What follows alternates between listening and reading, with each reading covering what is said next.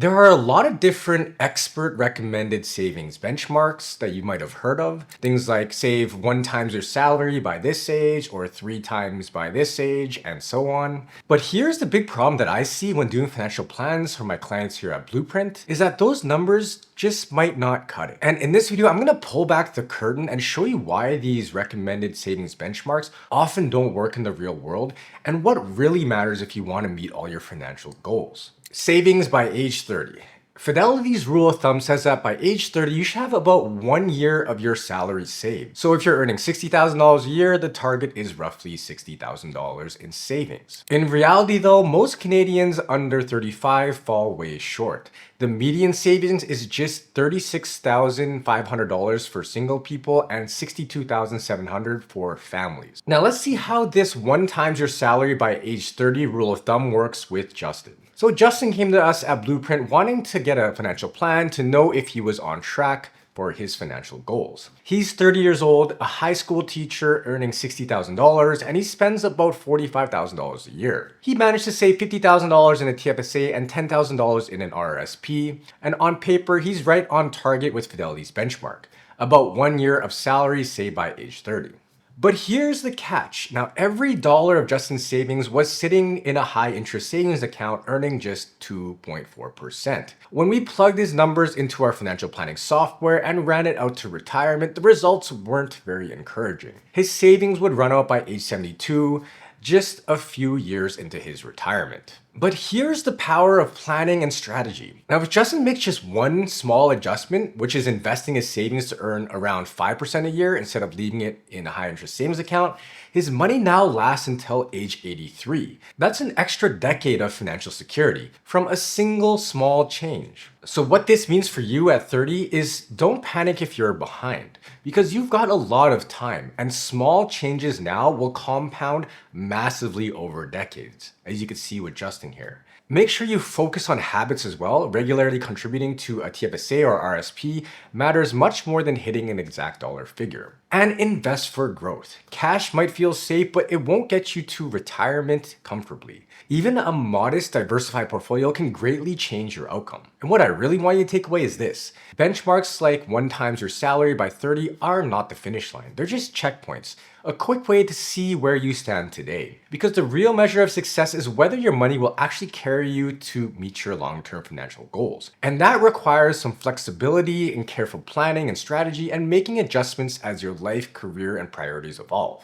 All right, now savings by age 40. By 40, Fidelity suggests that you should have about 3 times your salary saved. So if you earn $120,000, the target is roughly $360,000 saved at this point. And in reality though, most Canadians are far from that. The median single in their 40s has about $81,500 saved, while families sit around $139,000. So most people, I would say, do not meet these recommended milestones. And your 40s are also where life gets quite expensive. There's things like mortgages, perhaps kids and marriage, maybe even taking care of aging parents. They're all competing for your income. So with less time to save, this is the decade to track your net worth closely, stay intentional, and put a real plan in place. So let's go back to Justin here. So Justin is now 40. He came back to us at Blueprint for another plan. He's now an assistant principal earning $120,000, married with a young child, and his expenses have grown. Still, he's saved well, earning about 5% annually because we adjusted his plan from before, and has hit the 3 times salary benchmark. But again, when we run his numbers through our financial planning software, his money will still run out by age 76. His goal is to retire 65 and live well into his 90s, so the benchmark alone wasn't enough. So why does the benchmark fall short in this case? Well, even though Justin looked on track, he wasn't set for his actual goals. And this is where planning makes a difference. We can now explore different options and run different scenarios, like say adjusting some of his spending and savings today, or delaying retirement slightly, or perhaps reducing spending in retirement, or maybe try adjusting his investments again to target an even higher return. There's a lot of different scenarios we could run and plan for.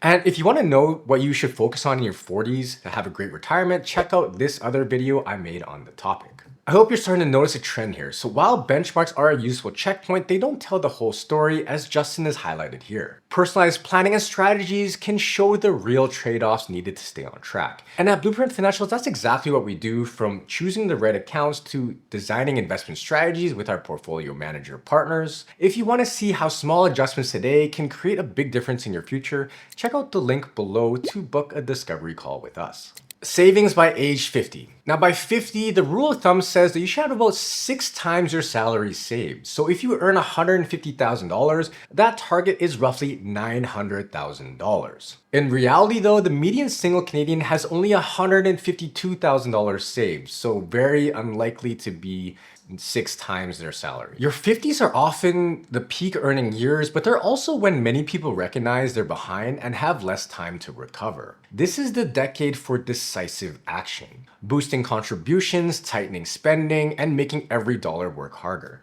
Because your opportunity for compound growth is starting to run out of time, and smart tax strategies become critical to stretching your savings and keeping retirement within reach.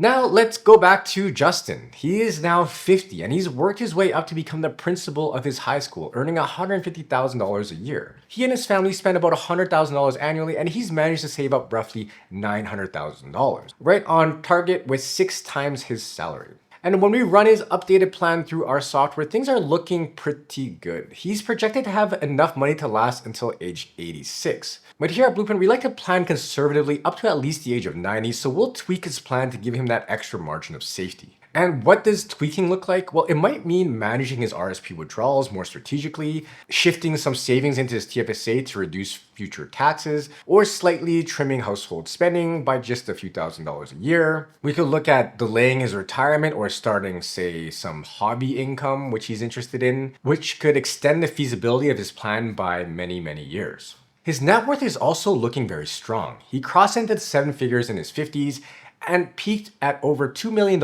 in his 60s. But the key lesson here is that Justin's financial stability at 50 didn't happen by accident. As you can see, it came from building strong habits in the 30s, adjusting in his 40s, and staying disciplined during his highest earning years. I want you to think of these savings benchmark more like knowing the average travel time on a GPS. You know how when you type into your Google Maps on your phone, you're trying to get somewhere, it pops up a number of estimated minutes to get there? It's a good estimate. A real financial plan will account for your specific traffic, detours, and say roadblocks. So think of things like kids or a mortgage, job setbacks, or say divorce, and your desired destination. So having a good financial plan is like seeing that your Google Maps says it'll take 30 minutes to get somewhere, but you leave 40 minutes instead. Savings by age 60. Now by age 60, the rule of thumb says that you should have about 8 times your salary saved. But at this stage, it's not about growing your money as much as protecting. The focus now shifts towards reducing taxes, planning your retirement and your estate, and making space for the bucket list experiences you've been working towards all these years. But again, most Canadians will fall drastically short of this benchmark. The median single person has about $270,000 saved at this point. And while that might seem like a solid nest egg, stretched out over perhaps 25 to 30 years of retirement, it can run thin fast, especially once you factor in things like inflation, rising healthcare costs, and longer life expectancies. That's why I think the 60s are all about strategy, when to start CPP and OAS, how to draw down your accounts, which investment accounts to pull from, how to invest for longevity without taking unnecessary risks. These are all crucial decisions you'll have to make.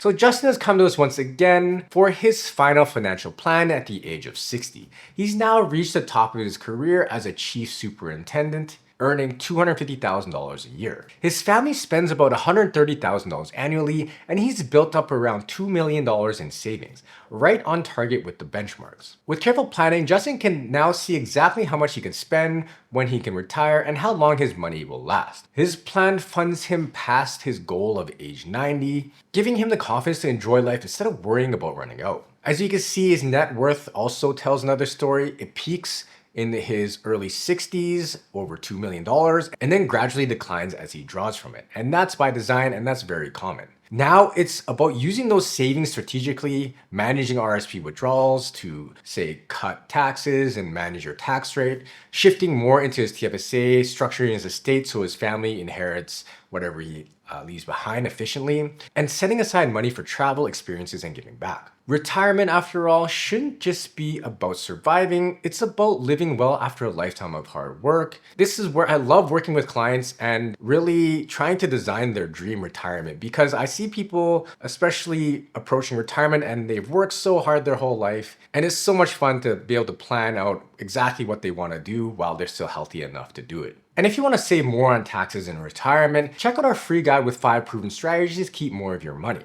Why these numbers can be misleading. Justin's story is just one example, and the truth is no two Canadians need the same number to retire. He is well prepared, way above average than most Canadians, but I've seen Canadians retire on way less. For some, a work pension covers most expenses, so saving 6 to 8 times your salary might not be necessary. Others may rely on home equity. Maybe they bought into their home at an ideal time and it's worth millions now. That's a very common scenario. And downsizing later in life can unlock hundreds of thousands of dollars. There's others that are planning to retire abroad where costs are lower, and others expect to spend less in retirement than they do now. Timing can also change everything. Retiring at 55 versus 70 can swing the math by millions of dollars. And that's why these benchmarks are best seen as checkpoints, not finish lines. I like to use them as a quick gut check, but the only number that truly matters is your specific one, the one that lines up with your lifestyle, your timing, and your goals.